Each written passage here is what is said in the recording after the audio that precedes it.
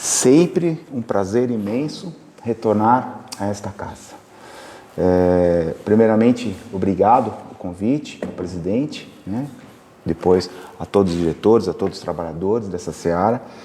Obrigado, Lucy, né? Lucy, hoje, agora à tarde, ela fez aí, a 1h a gente entrou no ar, aí, batemos um papo na live, e foi até legal porque a gente trocou algumas ideias, e promovendo ainda mais o centro e essa casa abençoada de Jesus. A gente tem plena convicção, e eu não tenho muito essa preocupação, né, gente, de dizer, pô, mas você vai em casa grande, pequena, não tem casa. Como é que eram as casas para Jesus? Como é que era? Como é que foi o primeiro evangelho de Jesus? Na casa de Simão Pedro, com os apóstolos, né? Então, e a gente sabe que onde um ou dois estiver, eu, Jesus, estarei. Então sempre foi esse propósito, sempre será esse propósito em nossas vidas. E a temática hoje, quando a gente fala de Jesus, guia e modelo da humanidade, eu tenho certeza que aqui tem pelo menos 3 ou 4 palestrantes, oradores, preletores que falam com muita maestria desse assunto. Mas eu vou trazer aqui uma forma diferente.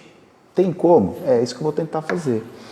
Eu pensei bastante nessa temática quando a gente construiu, porque assim, eu sou muito curioso, né? Eu conversava um pouco agora com o nosso presidente. Toda palavra que para mim é novidade, eu vou no vocabulário. Eu quero entender, principalmente as obras de Joana, que traz uma didática um pouco mais elaborada. Eu não entendo certas coisas, eu tenho que falar a verdade, não é tudo que a gente compreende. Então eu quero entender, eu quero buscar o lado psicológico das coisas. E eu sempre ouvia dizer, né, quando Jesus vinha dos seus trabalhos, da sua seara, junto com os apóstolos, e adentrava as suas cidades para novamente visitá-las, eu sempre ouvia dizer que a palavra inicial do povo, além do vibrar, era o filho de rei Davi chegou. O filho, né? Ele puxava a linhagem, chegou o filho de Davi. E eu ficava pensando, caramba, eu nunca estudei esse lado de Jesus, a linhagem de Jesus. Porque se a gente procurar diretamente, ele é filho de José e Maria, mas e a linhagem? E qual é a simbologia? Porque tem uma simbologia. E essa é a minha curiosidade. Eu queria entender de onde vinha essa simbologia. Por que se faz tanto essa fala? Porque quando a gente entender que todos nós, sem exceção, temos ancestrais, todos nós trazemos em nossa linhagem ancestrais. E se nós somos o que somos hoje, eu acho que vocês vão concordar comigo, tem tudo a ver com os nossos ancestrais. Papai, mamãe, vovô, vovó, bisavô, bisavó, tem ou é no caráter físico, ou é na moralidade, ou é no jeito de ser. Não tem gente que fala assim, nossa, seus dedos é igual ao seu avô, a sua linhagem vem no seu do bisavô. Eu já escutei muito disso. E eu falei assim, cara, qual é a corresponsabilidade que tinha, por exemplo, Davi, para a chegada de Jesus aqui na outra extremidade? E se nós formos buscar na história, há uma separação entre rei Davi e Jesus de 1000 anos. São 1000 anos. E aí, eu curioso, fui buscar alguns autos, muito bíblicos, para entender. E tem umas passagens aqui de rei Davi que é fundamental para a nossa compreensão, para nós aumentarmos ainda mais a importância de Jesus na nossa vida. Conta nos autos de Davi, do rei Davi, assim que ele é empossado, rei, ele nem sempre foi o rei perfeito, como nós não somos até hoje. E se alguém se acha perfeito, tem que assumir minha tribuna, porque eu não sou. Eu não sou, e estou muito longe disso. Então, rei Davi, quando assume o trono e as responsabilidades, muito mais que as responsabilidades, trazia consigo toda uma responsabilidade de dar continuidade de tudo que tinha nos pergaminhos, na arca, de toda a linhagem de Moisés, de Abraão, tinha uma preocupação muito grande de conduzir o povo dentro daquelas escritas, daqueles manuscritos. Mas ele tem uma grande errada na caminhada dele. Ele tem mais de uma, mas eu vou pegar uma em especial. Ele tem uma errada muito forte. Ele acaba se apaixonando, não sei se você sabe dessa história, pela mulher do melhor amigo. Ele, solteiro, rei. E o melhor amigo, general. O comandante da sua tropa. E ele vai e se apaixona pela mulher do general. E agora? O que fazer? Mas Deus, na sua misericórdia divina e no seu amor incondicional, trabalha cada detalhe em nossas vidas. E ele precisava dar uma lição nesse rei Davi, nessa criatura. Aí o que o rei Davi pensa? O rei Davi falou assim, bom, e eu quero ela, mas ela é casada. E como é que eu faço isso? Só tem uma forma.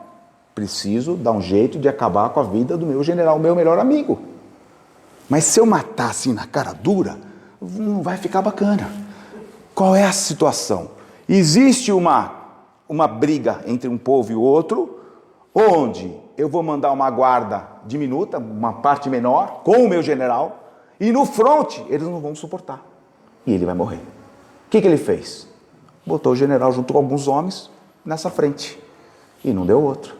Todos foram dizimados. Pronto. O rei Davi está liberto. A mulher agora está solta. E aí ele traz a mulher para o lado dele. E o pior dessa história, que eu não vou aprofundar, porque senão não chega em Jesus, o pior dessa história é que da união de rei Davi com essa mulher, e o amigo dele chamava Urias, dessa mulher vai nascer Salomão. Olha que profundidade que é isso, gente. Mas vamos parar aqui que eu quero falar de Jesus. Aí, mas eu e vocês, na casa espírita, nós temos que ter, por um período, um presidente, uma diretoria, confrades, amigos, porque cada um que adentra aquela porta em busca de uma palavra, de um consolo, de um apacentar, traz uma desesperança muito grande. E o que ele busca na casa espírita? Um aconchego, um abraço, mãos dadivosas, alguém que possa me ouvir, não é isso? E o que acontece? Então, ou seja, nesse instante, quem somos nós para essa pessoa? O nome que quiser. A gente até leva o nome brincalhão. Ah, você é meu anjo da guarda. Quem dera. Você é meu mentor. Você mudou minha vida. A gente ouve disso. E a gente tem que desconstruir isso. O que acontece? Rei Davi tinha um profeta que Deus elegeu para caminhar com ele o tempo todo, que era o grande ouvidor dele. O cara que orientava ele no certo e no errado. O que acontece? Quando ele faz essa tramóia toda, o profeta Natan descobre, espiritualmente, porque ficou muito enroscido. E o profeta Natan adentra o templo, entra e vem falar com quem? Com o homem todo-poderoso. Rei Davi, vou fazer do meu jeito brincalhão, tá, gente? Vocês não brincam não, que não foi dessa forma, mas eu vou falar do meu jeito. Rei Davi, precisava falar com o Senhor. Pois não, Natan. E ele já sabia que toda vez que Natan vinha conversar com ele, a coisa não era muito boa. Era um puxão de orelha, um ajuste. Preciso trazer ao Senhor uma situação bastante delicada que acontecera. Pois não, é comigo mesmo, eu sou o rei, pode falar que agora eu quero saber o que houve. Olha, eu vou lhe contar um caso que aconteceu aqui próximo da gente.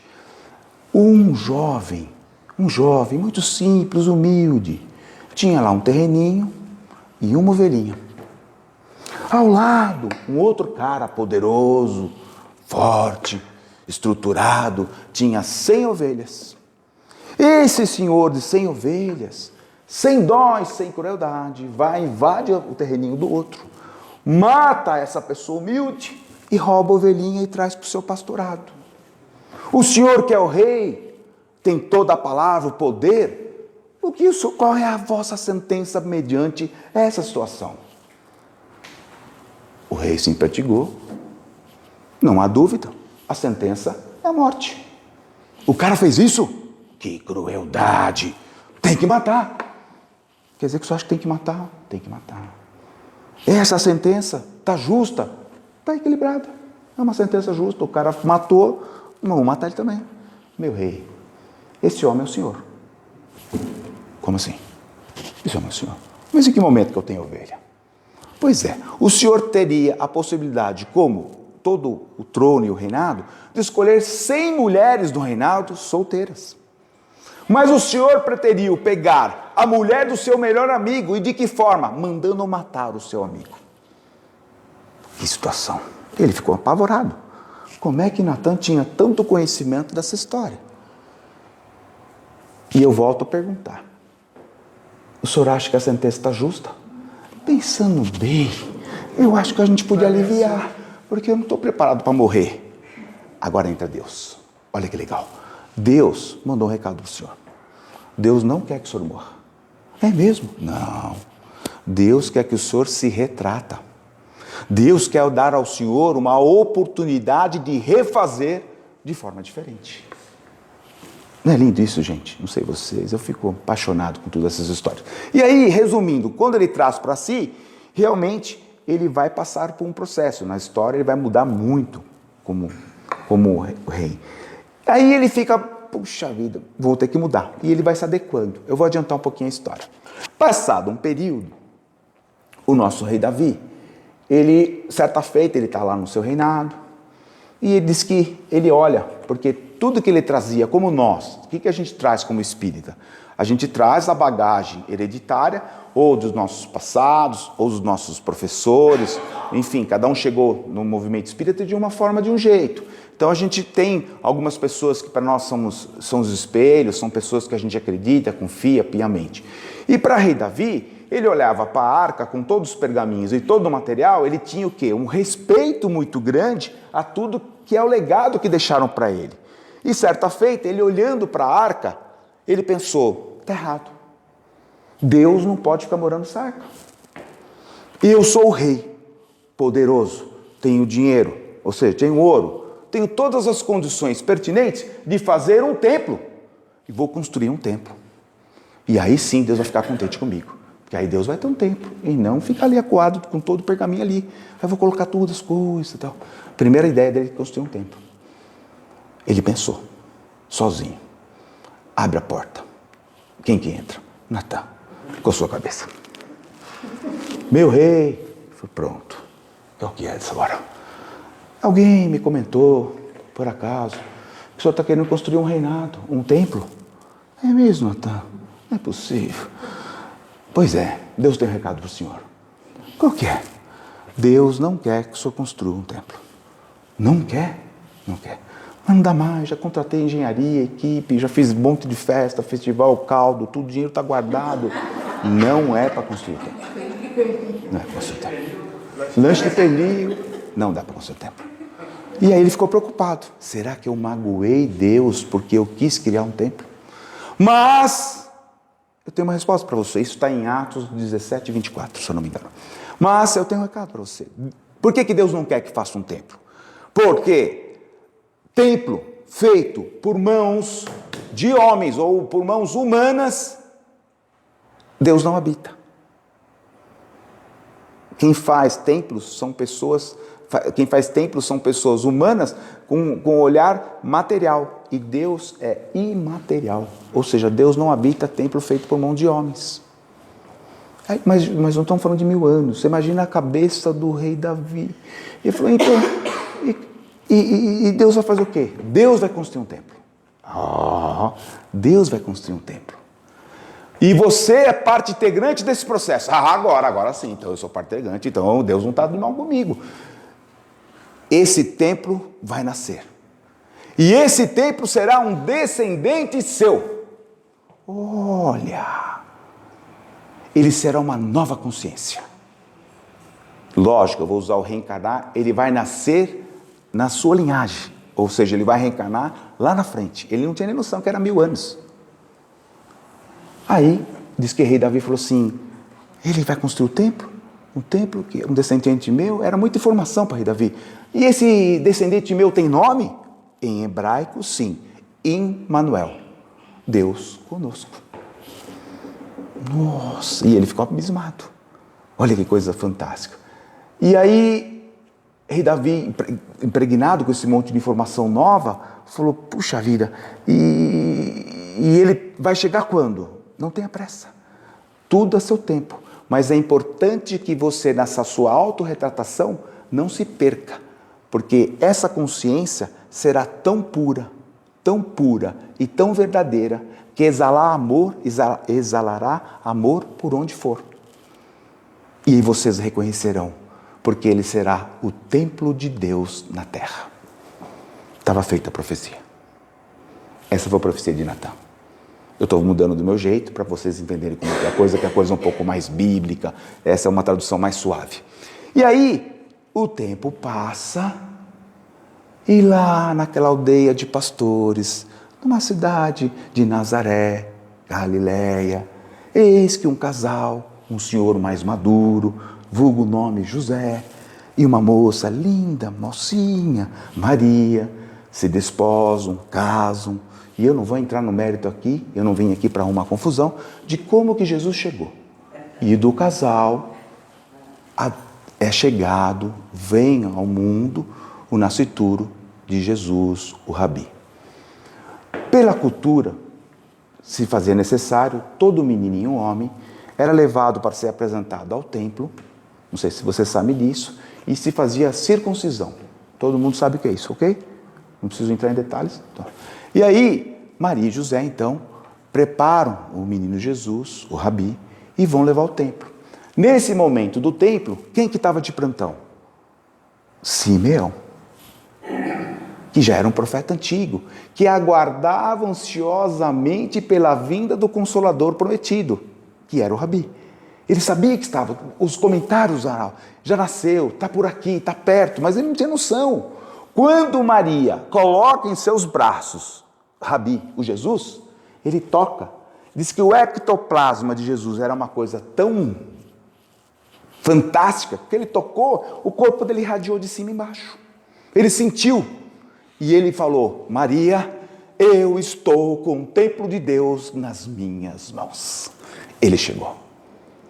Só que, nos altos, ele sozinho, no anonimato, ali confabulando com seus botões, olhando e namorando, ele falou: Maria, agora eu vou brincar, Maria, deixa o menininho um pouco comigo, estou apaixonado, o Senhor já pode me levar, porque agora eu encontrei o templo de Deus. Então ele estava namorando a criança, né? E ali toda uma sinergia. Detalhe, ponto reticências. Vocês acreditam que Jesus estaria sozinho nesse templo com Maria, José e Simeão? Faz sentido isso? Jesus não anda sem a sua turma. E quem que era a turma? Os Cristos de Deus.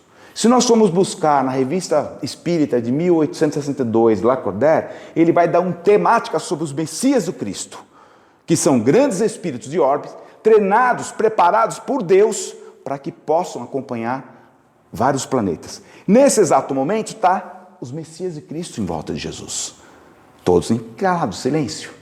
Simeão não vê, mas eles estão ali. E aí diz que ele pensa, Simeão pensa: sabe, meu Senhor, há tanto lhe esperei, ainda bem que deu tempo de lhe ver. Eu já posso ir embora, porque eu tive o prazer de encontrar com o templo de Deus. Mas uma coisa me faz aqui pensar: o Senhor é tão jovem, tão tenro, tem uma vida inteira pela frente. O Senhor não sabe o que lhe espera. O Senhor não tem noção do que é esse povo aqui fora. O Senhor não tem noção como anda Israel. Eu não tenho nada contra Maria e José, pelo contrário, eu amo os dois. Mas os dois são tão pobrinhos, não tem conta bancária, não tem Pix, não fizeram uma poupança, não tem umas casinhas de aluguel, nada. E o Senhor, como é que vai fazer para levantar um templo, para lidar com essa massa? Vai ser muito difícil. Eu estou aumentando para brincar, tá, gente? Para quebrar um pouquinho o gelo. E aí é lógico. Quem que escutou a conversa? Jesus e os Messias de Cristo. Ele precisava de uma resposta. Diz, num dos autos que a gente viu, que as mãozinhas de Jesus é levantado pelos Messias de Cristo e bate 3 vezes no peitinho de Simeão. E a resposta está: eu erguerei o meu templo no coração dos seres humanos. Não templo de pedra. Não é fantástico? E por que eu fiz questão de voltar, começar lá de trás? Para nós entendermos que quando nós chegarmos agora, que agora Jesus já está aqui, que responsabilidade que eu e vocês temos em levar e conduzir esse Consolador prometido pela vida toda enquanto aqui estivermos. Quando vocês me convidam para vir para cá, Marina, você não tem noção, quando eu falei assim, eu estou ansioso, porque eu queria dividir esse momento com vocês. Porque se me faz bem e se me amplia meus pensamentos, quem sabe eu faço vocês também pensar nessa responsabilidade. Porque há muito tempo nós cultuávamos um Jesus na cruz. Grande parte dos nossos irmãos, e não está nada errado, porque cada Hamed fala que cada um está no seu grau evolutivo, né? No livro Renovando Atitudes, muitos cultuam Jesus na cruz. Muitos acreditam no céu e no inferno. Não conseguem entender o que a gente está tendo a oportunidade de benfazeja nessa encarnação de absorver. Então, voltando, Jesus agora então começa a caminhar. 7 aninhos, 8 aninhos. José, marcenaria. Mãe, Maria, do lar. Mas a mãe, muito preocupada, já via a desenvoltura no menino Jesus, um menino diferente. Mãe e pai sabem como são suas crianças. Aquele pintinho é bonzinho, aquele é meio atrapalhado, aquele ali precisa mais de atenção, aquele outro ali tem que dar o tapa no bumbum. Não é assim? Aquele não precisa fazer nada, aquele lá é inteligente que vai embora. Agora aquele outro ali não vai, bicho, vai, encosta. Não é assim com os filhos nossos. É os pintinhos. Aí, Maria já tinha uma preocupação, porque não precisava falar nada para Jesus. Jesus sempre estava fazendo algo diferente. Diz que ela passava, agora já vou mudar de livro. Boa Nova, vamos anotando. Livro Boa Nova, capítulo 2, Jesus o precursor. Quando você entra no Boa Nova, você vai ver que Maria sempre estava preocupada. E ela vai falar, José, cadê Jesus? Não sei, ele pegou a rua Roma aqui, saiu descendo, acho que está lá para baixo. Foi soltar pipa. Não sei, descer de carrinho rolemã, mentira que não tinha nessa época. Então assim, Jesus não estava, porque Jesus estava sempre trabalhando. Sempre buscando uma alternativa. Então, isso preocupava demasiadamente Maria. E ele saía e voltava, como você estava? Eu estava com 2 transuentes. Falando o quê? Falando do reinado do meu pai. Eu estava com quem? Eu estava com o ladrão mais perigoso, estava falando com ele. Mas não, porque a gente ensina as crianças que ladrão é ladrão. E a gente pode ser cristão espírita, mas não ensina para eles que, de repente, aquele ladrão, ele é ladrão por um momento, mas se a gente colocar para ele uma palavra diferente, ele pode mudar a vida dele naquele instante. Mas enfim, vou voltar aqui. Então, existia uma preocupação. E toda vez que Maria e Isabel, todo mundo sabe quem é Isabel? Quem não sabe está lá no livro. Quando Maria e Isabel sentam para confabular nos momentos íntimos de prima, qual que era a preocupação de ambas? Os filhos. Um lado Jesus e o outro João Batista.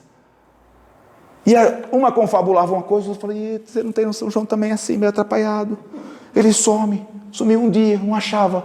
Devia estar no pé de manga. Não, ele sumiu. E eu perguntei, comeu o que? Comi gafanhoto, comi mel. Eu estou preparando a caminhada do meu primo, de Jesus. Eu preciso preparar. Ele vai começar o trabalho. E eu tenho que ir na frente. Então isso deixava as duas de uma forma muito preocupada. Então, se nós, pais e mães, já temos dificuldade com os nossos filhos normais, os nossos pintinhos, do jeito que são, vocês imaginam Maria e Isabel como é que era para lidar com essas crianças. Eu não queria estar no lugar deles. Nós não íamos contar. Né? Então vamos lá. Diz o livro que agora eles chegam aos 13 anos. E perante a cultura da oportunidade, 13 anos é um homem, um hominho. Esse hominho tem que ter uma profissão. Ele vai se tornar adulto. Tinha 2 opções para Jesus. Ser marceneiro, como o pai, ou buscar uma outra alternativa. Maria, muito danada, pegou um dia confabulando com Isabel, falou, sabe Isabel, isso está no livro, eu vou contar do meu jeito. Sabe Isabel, estou muito preocupado com Jesus, ainda a mesma coisa, piorou, agora cada vez, quanto mais ele aumenta, mais ele fala com isso, fala coisas que eu não entendo nada, não absorvo, é muita coisa, muita informação. Então é o seguinte, você é casada com Zacarias, não é isso? O Zacarias é primo, não sei o que, lá do templo, não é isso? Tem uma ligação direta. Então, será que por a gente é primo, você não podia fazer um favorzinho, né? Você pedir lá um emprego para Jesus. Emprego para Jesus? Pelo menos ele passar ali na roda, conversar com os doutores ali, porque ele é tão... Não é porque é meu filho, não, mas é inteligente. Eu acho que ele já veio com PhD, porque ele é muito inteligente, ele faz coisas que eu não entendo. Então, quem sabe os doutores da lei, ao ouvi-lo, fica perplexo, engosta dele, e vai que dá uma vaga para ele. E ele vai ser, no mínimo, um doutor da lei, ou quem sabe um preletor espírita futuro. Não sei. E aí, o que acontece? Armou uma situação, e levaram Jesus ao templo, os doutores. Jesus passa pelo templo, contrariado. Guarda-se, contrariado. Passa. É lógico que na sabatina não tinha para ninguém. Ele era a comunhão. Eu e meu pai somos um só. Deu uma aula. Maria queria só uma oportunidade que ele pode... Quando terminou, aí sou eu que estou brincando. Maria, o menino está aprovado. Graças a Deus. Detalhe, com todos os direitos, pós-graduação, MBA, e daqui só sai no doutorado. Inclusive já vamos criar no canal no WhatsApp, no Instagram e no Facebook, porque o menino é fora de série. Os caras ficaram aprovados. E aí ela volta para casa. Quando ela volta em casa, ela vai se reportar ao marido. José, aconteceram isso. E o nosso menino, graças a Deus, vai ser um doutor da lei. Jesus está na sala, está no livro, quietinho, chateado. Quando ela volta na sala, que a casa não era tão grande, a casa era pequenininha, quando ela volta na sala, ele pergunta: mulher, por acaso não tenho testemunhado a minha comunhão com meu pai? Olha o tom. Ela abre os olhos. Meu Deus. Lembrou Natan. E ela só tinha duas respostas: ou sim ou não. Ou ele está testemunhando, ou ele não está testemunhando. Ou ele é realmente a comunhão do pai, ou é o meu olhar que está se atrapalhando. E ela não tinha que falar: sim, filho, você é. Mas sabe o que é? Eu sou mãe. Eu estou apavorada. Eu não sei o que te espera. A coisa aí fora é feia. Não se preocupe, mãe. Eu já sei tudo o que eu tenho que fazer. E escolherei os melhores caminhos, as melhores palavras e o caminho a seguir. Olha que coisa. E aí a mãe se cala. Jesus então começa a sua toada e seu trabalho. Outra grande curiosidade minha, não sei se é de vocês também, eu acredito que nosso querido presidente que gosta de estudar, é assim: onde é que Jesus foi ficar nesse período, né? Porque ele dá umas, entre aspas, ele dá uma desaparecida de todo o processo. Dos 13 aos 30, onde é que está Jesus? Quando a gente vai ler o livro Grande Espera, você teve a oportunidade de ler Grande Espera? A Grande Espera, você vai ver a reencarnação, uma das reencarnações de Eurípides Barçanufo, nos essênios, e Jesus aparece nessa obra caminhando com os essênios. Ele vai beber com os essênios, com 13, 14 anos. Tem uma passagem de Jesus lá nessa obra, fantástico. E aí o que acontece? Quando então ele desestimula a mamãe daquela situação de ir para o templo, ele tinha que ter um emprego. Vocês esqueceram dessa parte? Ele volta, diz a obra, ele volta no pai, na marcenaria, com toda a singeleza, e diz: pai, me permita que eu possa trabalhar contigo na marcenaria. E José fica apavorado, porque fala: mas mal dá para mim, como é que vai dar para dois? Não se preocupe, pai, é aqui que nós vamos trabalhar tudo que está por vir. É aqui que eu vou transformar num grande celeiro de alegria. É aqui que nós vamos colocar em prática: tem de bom ânimo, pois eu venci o mundo. Pai, mas filho, você tem certeza que você não quer ir para o templo? Pai, no templo os doutores não têm tempo de prestar atenção no próximo. No templo eles não sabem quem passa fome. No templo eles estão pouco ligando se é Maria, se o Chiquinho perdeu a perna, se não tem como ir no médico. Eles não estão nem aí. E eu vim aqui para auxiliá-los, para trabalhar e para ensinar todo mundo a fazer do jeito que eu faço. O pai falou: está contratado. Pega a cadeirinha e vamos trabalhar. Esse é Jesus. Aí diz que ele volta para a sala: mãe, arrumei emprego. É mesmo? Aonde? Vou trabalhar com o papai. Você é marceneiro. Aí ela não entendeu nada, né? Porque ficou aquele monte, tinha arrumado a vaga, MBA, pós-graduação, agora vai trabalhar com o pai, vão passar fome os dois, né? Fazer o quê, né? Aí ele dá um consolo para a mãe. Agora o salto quântico na palestra, essa é fabulosa. Mãe, não se preocupe. Leia a questão 625 do Livro dos Espíritos. Leia a questão 625. Como assim, meu filho? O Livro dos Espíritos não veio ainda, mas vai vir. E aí, na questão 625, olha o tema da noite, né? Qual o modelo, o molde mais perfeito que Deus propiciou aos homens na Terra? Vede Jesus. Então é esse Jesus que tem toda essa história anterior, a qual hoje nós cultuamos, diferente daquele Jesus que estava na cruz, que esse nós cultuamos foi muito tempo. Esse Jesus é o cara, vou falar o cara é demais, porque você vai falar não é Roberto Carlos, é o ser humano integral que nos faz acalentar os corações, que nos faz reviver, que nos faz despertar de manhã e dizer: Senhor, obrigado por mais essa oportunidade de benfazeja. É Ele que foi e falou: eu vou, mas eu nunca deixarei nenhum de vocês a sós. Mandarei um outro no meu lugar, que é o Consolador prometido. É para isso que nós estamos aqui. Então o que eu quero que vocês tenham consciência plena. Como é que é meu tempo? Eu não sei, eu vou falando, tá bom? O que a gente tem que ter consciência plena desse Cristo Redentor, desse Rabi, desse Consolador, desse amigo de todas as horas, é que Jesus está onde a dor está. Jesus convive com os doentes. Jesus não veio para os sãos. Se você procura Jesus, vai no hospital. Se você procura Jesus, vai no orfanato. Se você procura Jesus, vai aos trabalhos de rua, junto aos nossos irmãos, momentaneamente na rua. E em tantos outros lugares. É lá que Jesus está. Mas a gente quer procurar Jesus nos templos suntuosos. E quanto mais suntuoso, mais importante estou. Hoje eu estive com meu Pai. Hoje eu falei com Jesus. Jesus gosta da simplicidade. Guarda isso. Caminho, Verdade e Vida, capítulo 26, que buscais? Quando você adentra aquela porta do centro espírita, e muito antes chegou Cleide, chegou nosso presidente, depois os demais, a espiritualidade preparou o ambiente, com muito amor e muito carinho. Não porque eu sou importante, porque eu não sou nada, mas Jesus estava na porta. E quando vocês adentraram essa porta, não é porque a gente falou dele, porque ele não precisa de louros, gente. Quando nós chegamos naquela porta, a pergunta que ele fez no meu olhar e para os seus olhares foi: o que buscais nessa noite, nesta casa?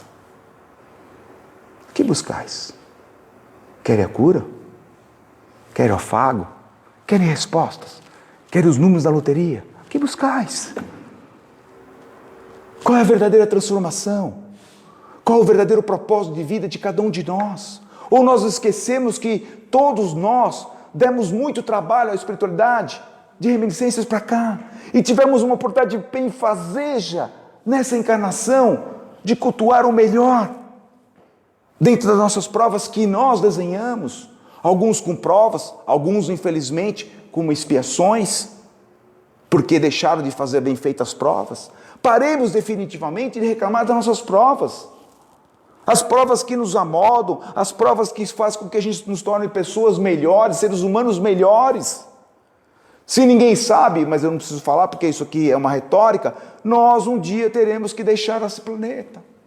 A cidade de Bragança, o grupo de amigos, o pai vai, a mãe vai, os filhos deixam o ninho, e no final é você e o companheiro é você, ou você sozinho, e nós vamos.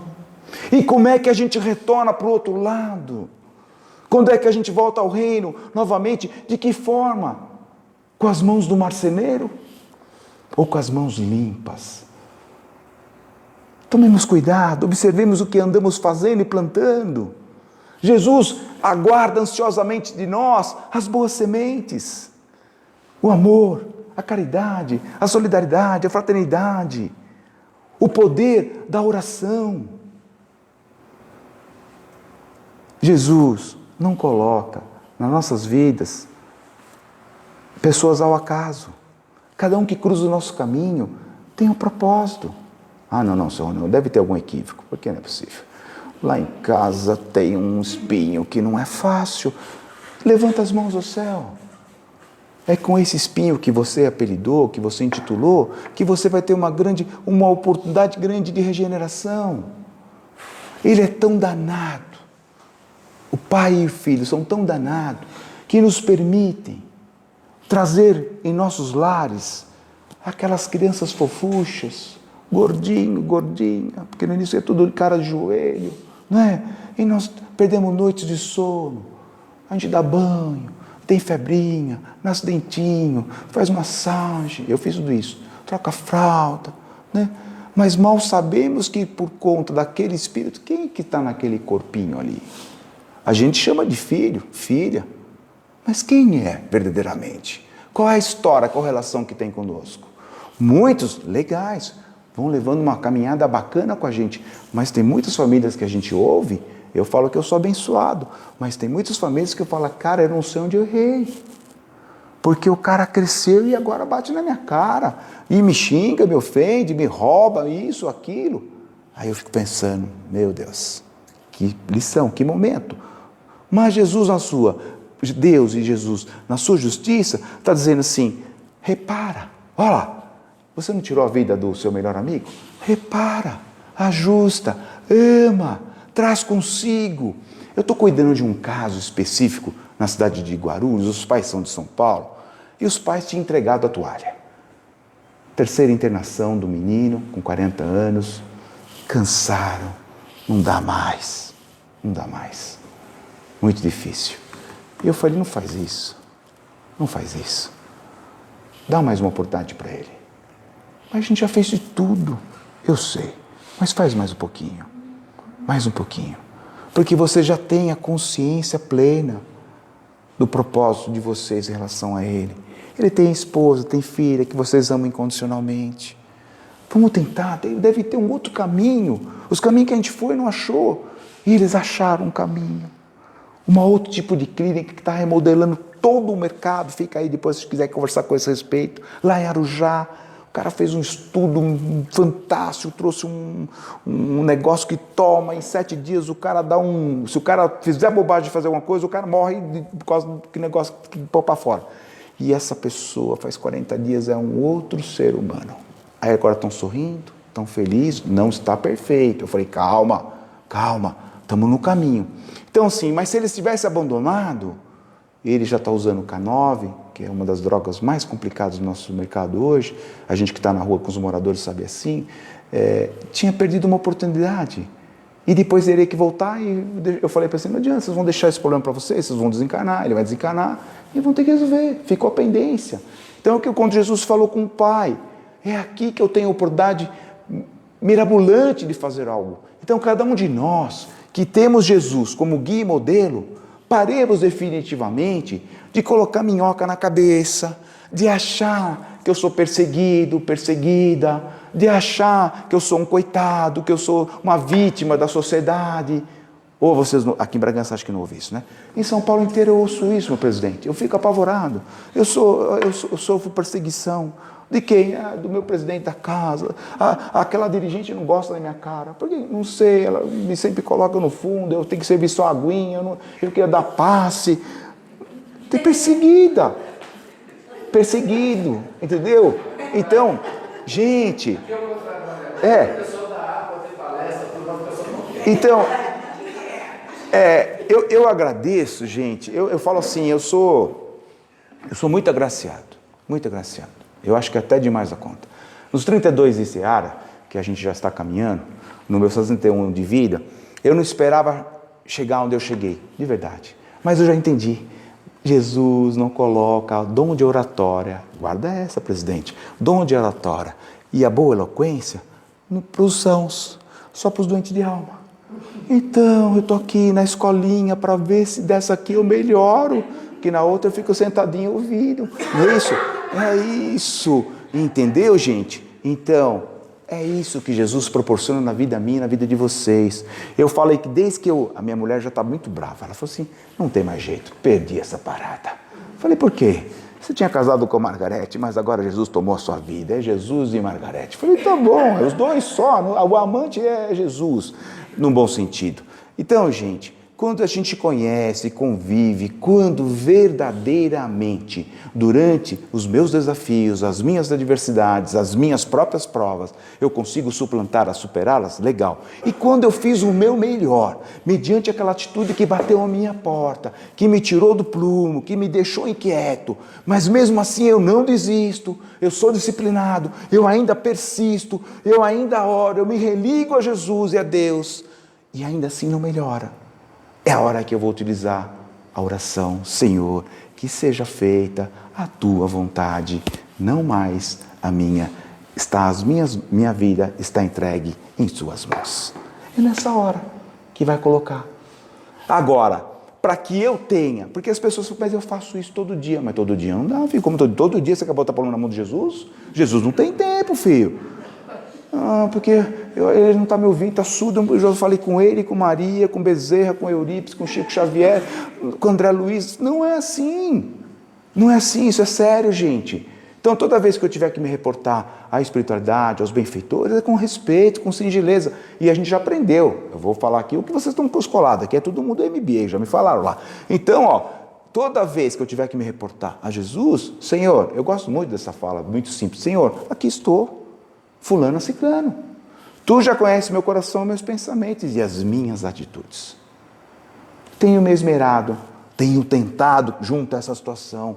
Está um tanto difícil. O Senhor falou que não seria fácil. que os calhaus iriam surgir, que a porta é sempre mais estreita.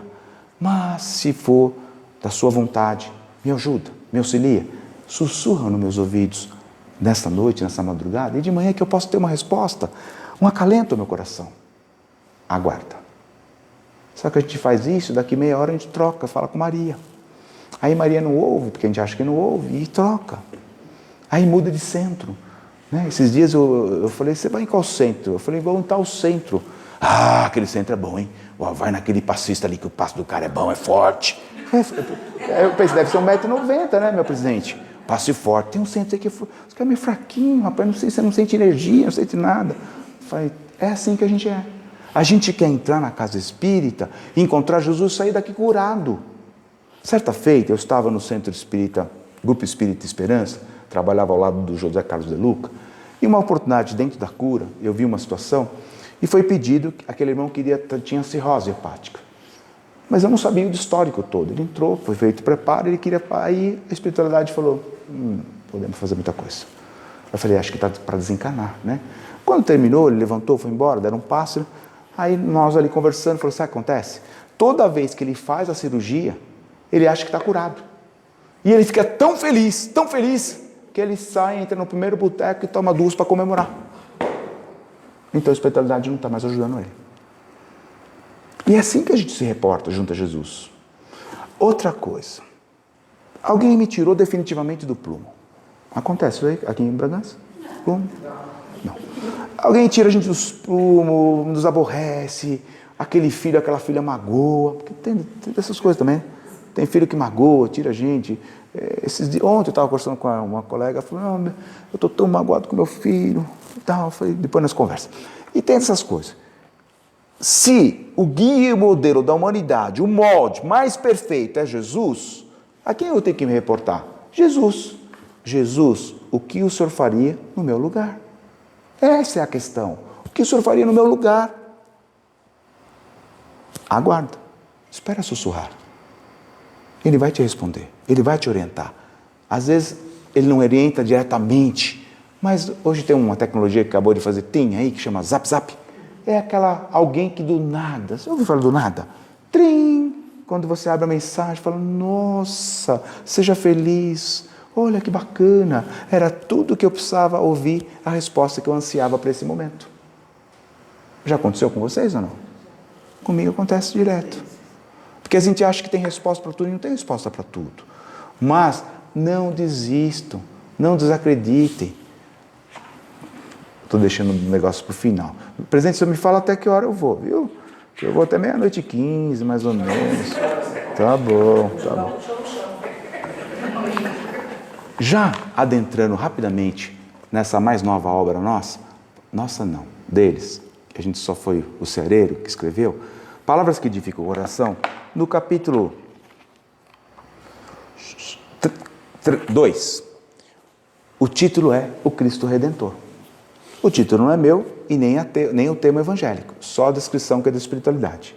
Então, lembrando uma vez mais, Mateus 11:28 diz assim, vinde a mim, todos que estáis cansados, e sob o peso do vosso fardo vos darei o descanso.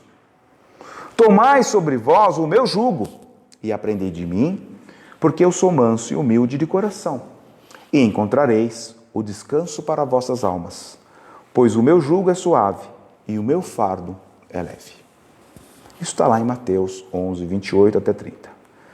Aí nós vamos lá em Kardec, no Evangelho, capítulo 1, item 9, e Kardec complementa.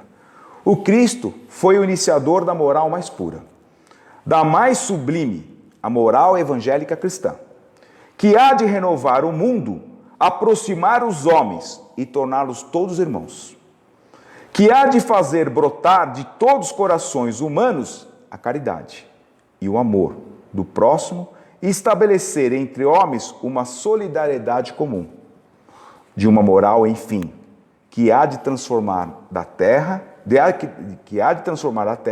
tornando-se a morada de espíritos superiores aos que hoje a habitam.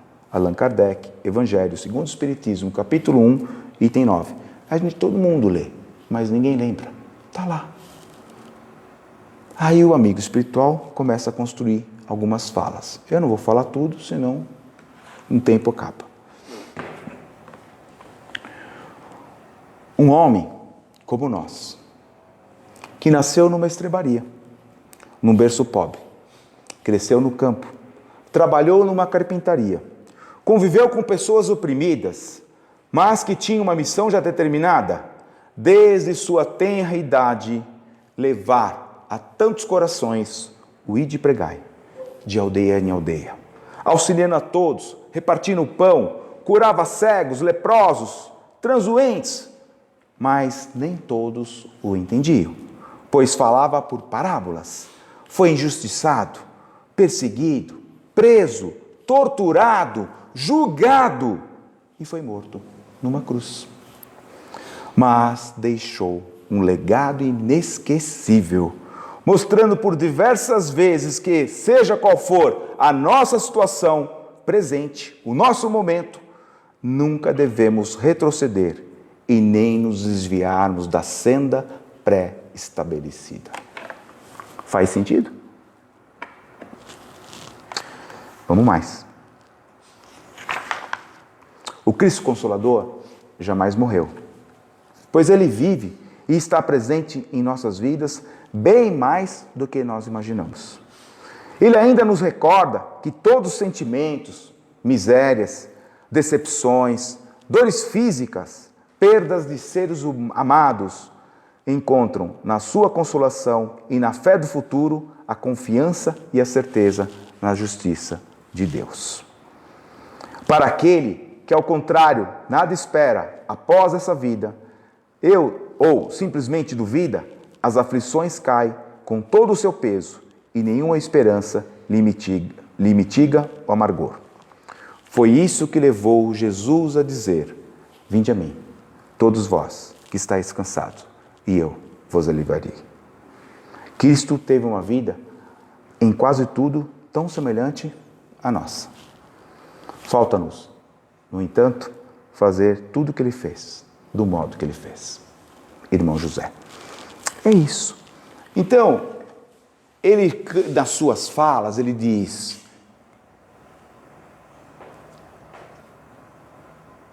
estou tentando buscar uma que eu esqueci agora, Carlos. É porque eu pensei em 3. Eu vim, venci o mundo e vocês poderão fazer muito mais que eu. Por quê? Porque nós temos uma oportunidade e a erraticidade entre idas e vindas de nos melhorarmos a cada encarnação. Então, não nos preocupemos, eu tenho que resolver tudo nessa encarnação, eu tenho que melhorar tudo nessa. Pega as virtudes que todos nós somos dotados, que Raul Teixeira chama carinhosamente de talentos divinos. Pega alguns dos talentos e vê onde que é a sua maior dificuldade. Falei, essa aqui está muito difícil, essa aqui eu vou deixar aqui, essa aqui eu vou me aprimorar. Então, humildade, caridade, tem disciplina, obediência, resignação. Onde que enrosca? Vamos tentar equacionar. Se não dá para fazer tudo nessa, não se preocupe. Ninguém contou para você? Não, vai embora. Vai, volta. Vai de novo. E mais uma, e mais uma, e mais uma.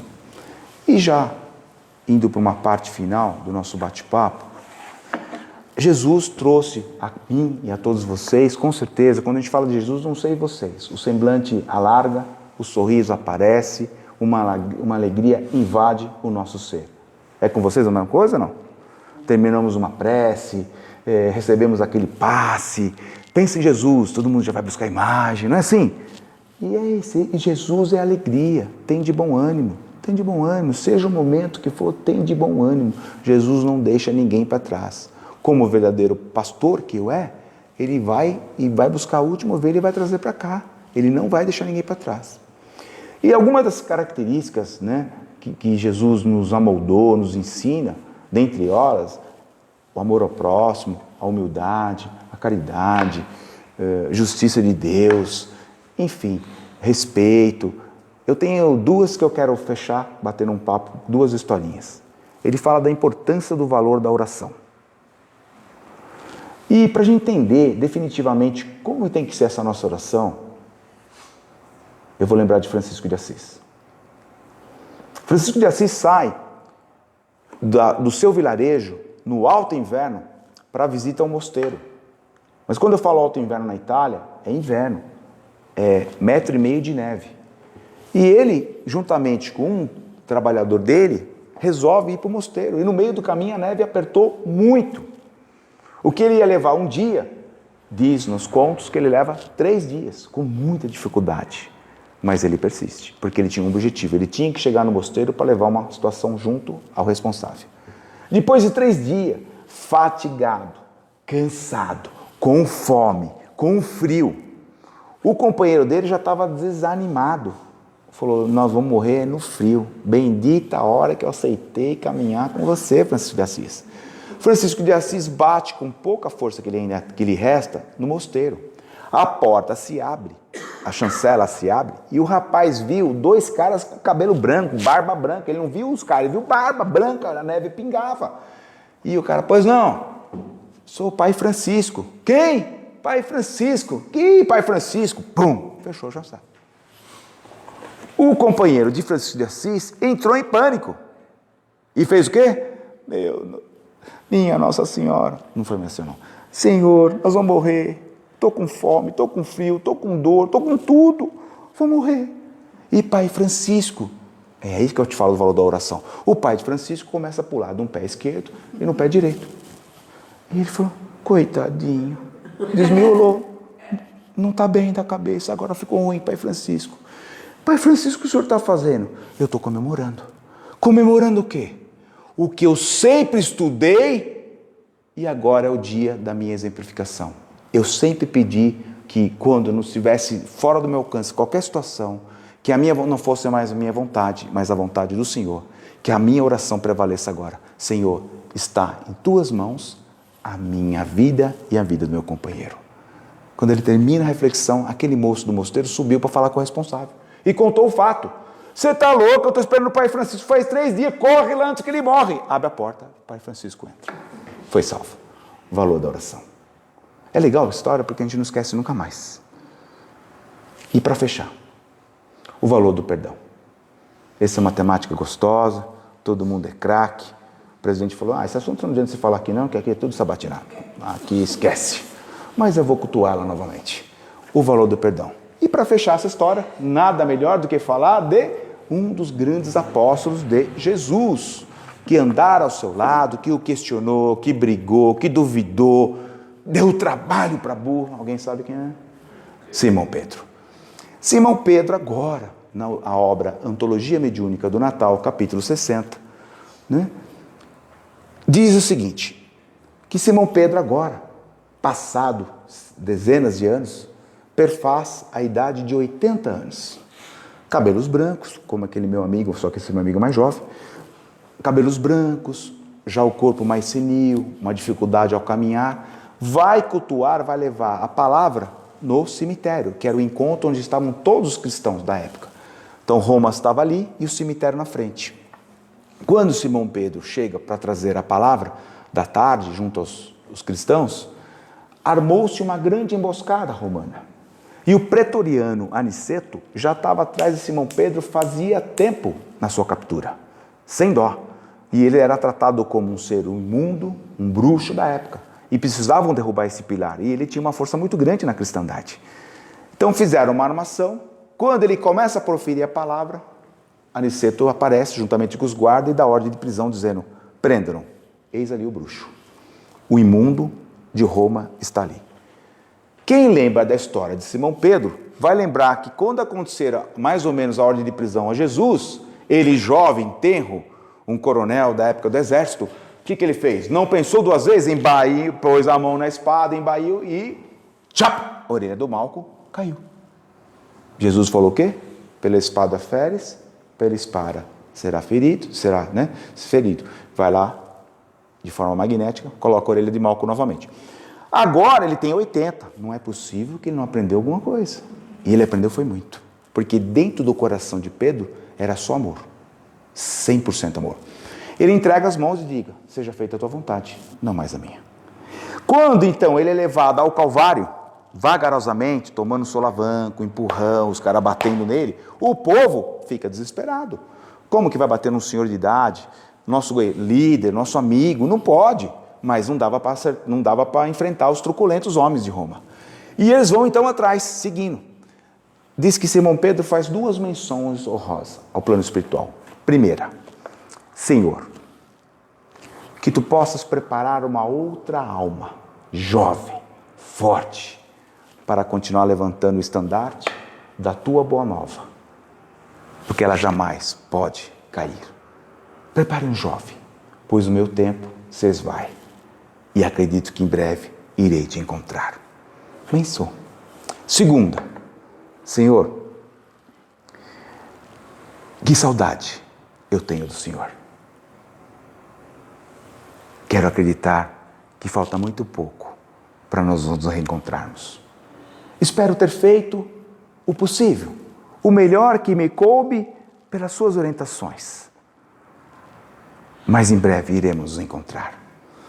Fechando os olhos aqui, vou buscar você naquele encontro majestoso, quando André sai correndo e vem até mim e diz: Simão, eis ali o Messias. Que Messias? Prometido, ele lhe aguarda. Nunca esquecerei. Das nossas viagens, dos nossos trabalhos. E foi lembrando da Dalmanuta, Jerusalém, tudo que foi passando, Cafarnaum, Betsaida. Quanta coisa boa, quanto eu tive a oportunidade de aprender contigo, Senhor. Mas sei que em breve iremos nos encontrar.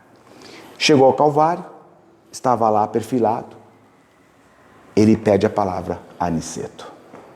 Aniceto leu um monte de impropérios, que não cabe ler aqui. O mais levinho é imundo e bruxo, os dois deixa para lá, porque ele queria realmente matar. E ele diz: queria uma última coisa. Ao meu mestre, Jesus, guia e modelo da humanidade, a ele foi ofertado a cruz. Eu, como sou o menor dos menores, a mim, somente um madeiro qualquer, rústico, e que eu possa ser enterrado de cabeça para baixo. Meu último pedido. Aniceto era tudo que ele queria. É o que você vale, você é imundo. Nem para ser enterrado na cruz você não pode. Você tem que ser crucificado de cabeça para baixo. Preparam-no, ele é infelizmente pregado, cabeça para baixo, e ele não morre. E olha, todo mundo ali chorando copiosamente, está na obra, e ele não morre. Passados uns minutos, um tempo, ele não morre. O que Aniceto faz? Lança a mão de um calhau, ou seja, um pedregulho, sem dó, sem piedade, pega em sua mão e lança daqui, lá no nosso querido presente. Acerta a têmpora de Simão Pedro, perfura. Simão Pedro entra num torpor físico e desencarna. Se vê livre do corpo físico, olha para o corpo físico, a primeira coisa que ele fala: obrigado, Senhor, pelo corpo físico que me emprestaste. Se fosse Francisco de Assis, obrigado pelo burrinho que me emprestaste por todo esse tempo aqui na terra. Ele estava com saudade de Jesus. Ele olha o público despedindo, porque ele precisa para algum lugar.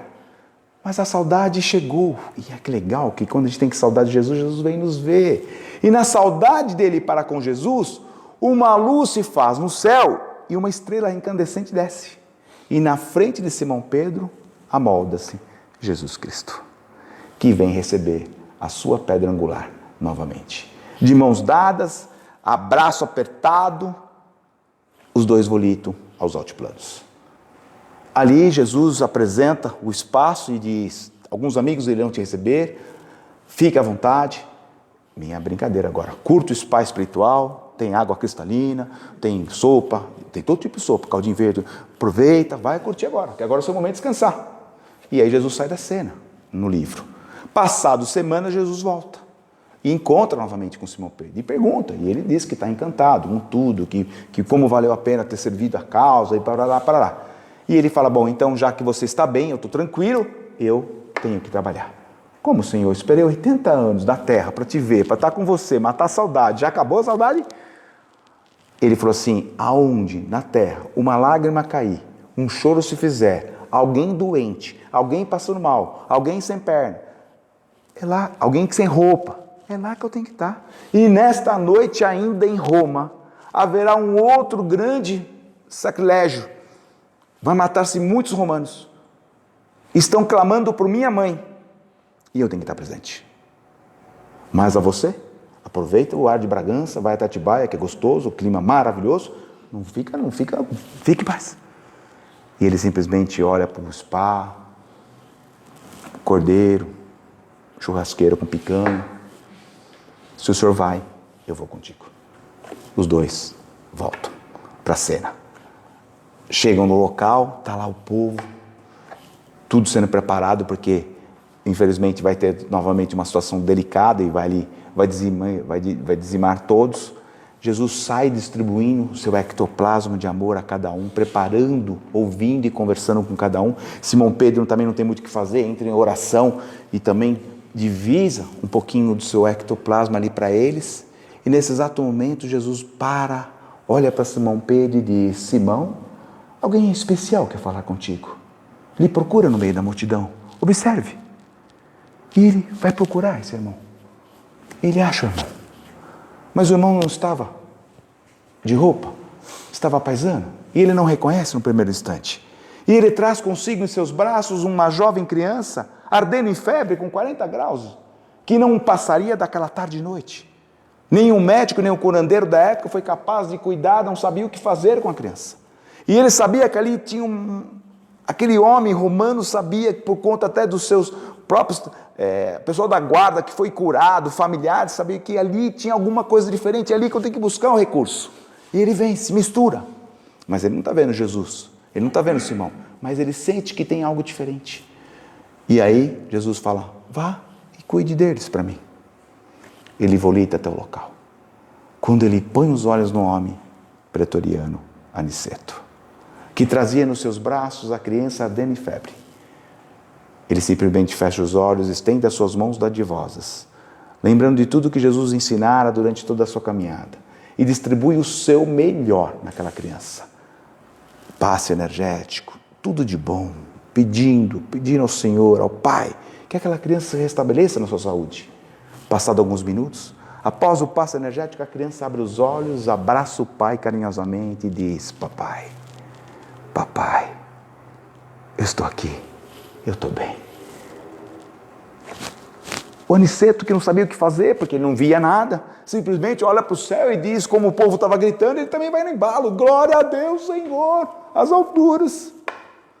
Simão Pedro então vai buscar o olhar de Jesus, o guia e modelo da humanidade, como se quisesse dizer: e aí? Ele não sabia o que estava fazendo. Perdoe. E ele o perdoa. É esse Jesus em nossas vidas.